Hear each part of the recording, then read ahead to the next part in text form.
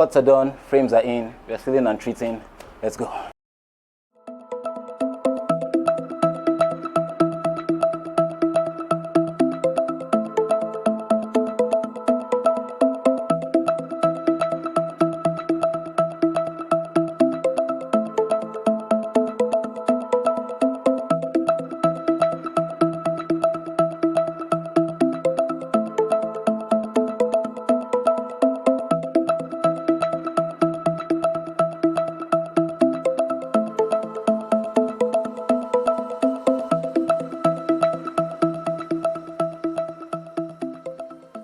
Last week we had our openings cut out according to the design, and this week we are focusing on framing. As you can see here, it has been cut open, and as such it has lost its structural integrity. Come closer if you may. And this here is exactly why we frame.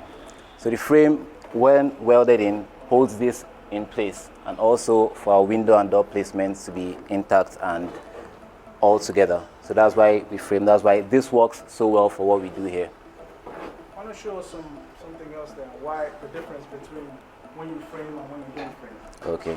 Framing is it's a delicate part of the process, and as such, you don't want to allow a gap between the metal sheets and the framing metal.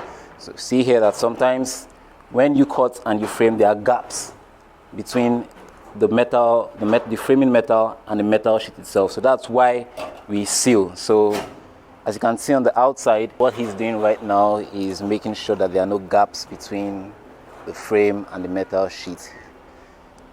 The putty filler to make sure water doesn't seep through at any point in time. It's still going to be grinded, so you have a very smooth finish when he's done, and painted over, of course. So you wouldn't know that has been done by the time this is finished.